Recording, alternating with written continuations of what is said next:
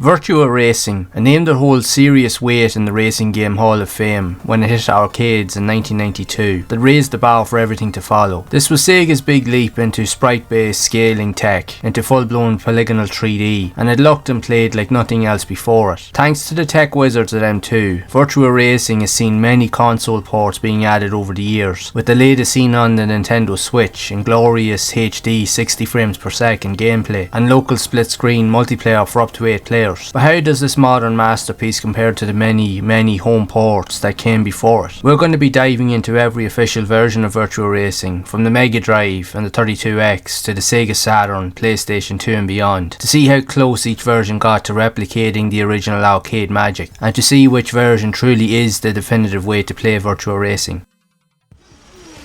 Let's rewind back to 1992. Sega's AM2 team had already blown minds with games like Outrun and Afterburner, but Virtua Racing was very different. It was Sega's first attempt to get a game running on their new Model 1 arcade board, a machine designed to push real-time 3D polygons at speeds the industry hadn't seen before. The result? A crisp, flat-shaded polygonal racer that ran at a consistent 30 frames per second, and it also featured 16:9 widescreen display. And bearing in mind this was 1992, most games at the time were still stuck in the 4:3 aspect ratio, but this machine was ahead of its time. Tight controls, 3 iconic tracks, and immersive sit-down cabinets made Virtua Racing a revelation.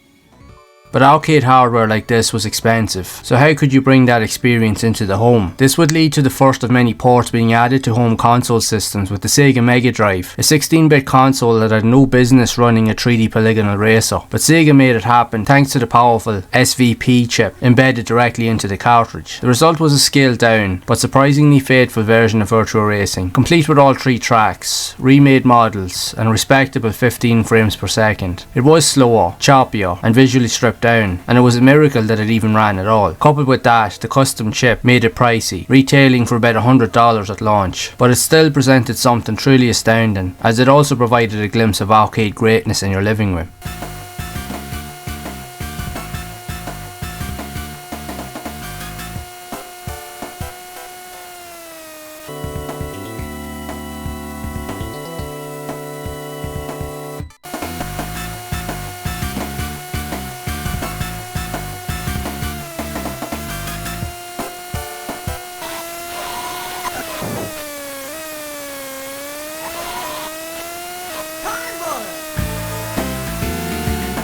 Virtua Racing Deluxe for the Sega 32X add-on would release later in 1994, with this version taking everything from the Mega Drive and turning it up a notch, with higher polygon counts, smoother visuals, and 5 tracks instead of 3, and even the cars got a massive upgrade. The frame rate got a modest bump up to around 20 frames per second, and while it didn't match the arcade version, it still looked great for its time. This was arguably the best home version of the game seen on consoles for years, and a major showcase for the 32X despite its commercial struggles.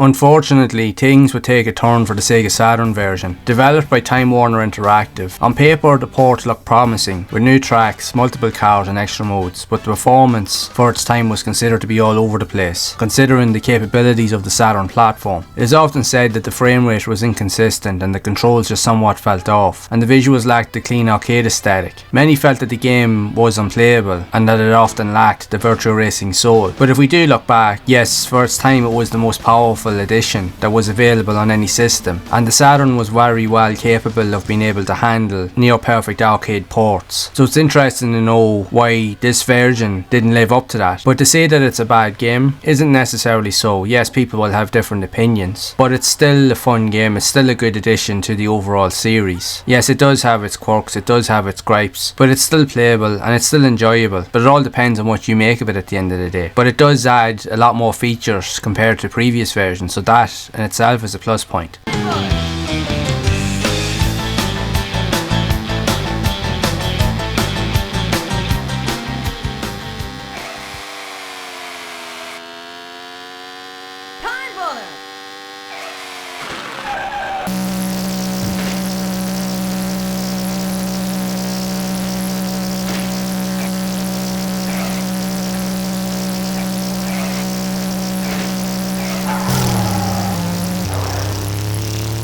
Fast forward nearly a decade, and Sega would revive Virtua Racing that would find its way to mobile devices in Japan, and this would have been really before smartphones were even a thing, as the game was able to run on older flip phones. And while we can't play that edition of the game today, footage that can be found online shows how shockingly competitive it was for the hardware of the time. But the real gem of this era was the PlayStation 2 release, that would be part of the Sega Ages 2500 series. This version took a different approach, using the same flat shaded look, but enhancing the lighting, reflections, while adding new effects like shadows and time of day changes. The game even ran at 60 frames per second. There would be a trade-off though, as the physics and controls were reworked from the ground up, and it never quite felt like the arcade game. Still, with emulation and modern hardware, it's a great looking alternative, and it's easy to see why a lot of modern indie racing games bear so much resemblance to this visual aesthetic, as it is almost timeless and doesn't look out of place in the current age.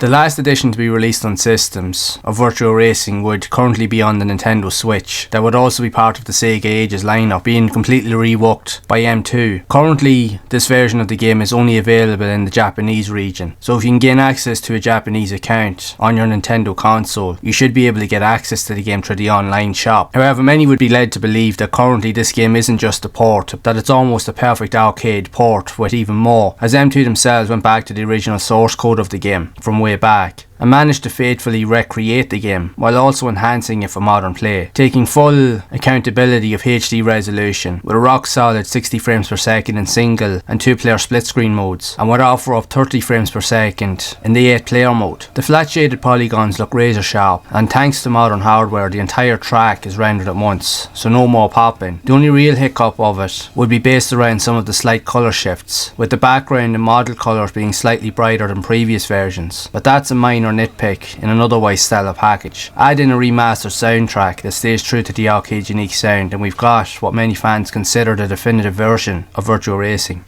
When we look back over the years, Virtua Racing has worn many faces, from the chunky 3D visuals of the Sega Mega Drive to the polished 60 frames per second of the PlayStation 2, with each version bringing something unique to the table. But if you want the most faithful, polished and most complete way to play the game today, then the Switch version quite possibly is it. M2's attention to detail, arcade accurate visuals, buttery frame rate and multiplayer options do make this the ultimate way to experience Sega's pioneering racer. So whether you're a retro racing fan or just want to see where 3D gaming truly began, you should give Virtua Racing a spin. And if you would like to see more classic Sega arcade games get the same modern treatment, then you can check out this next video right here.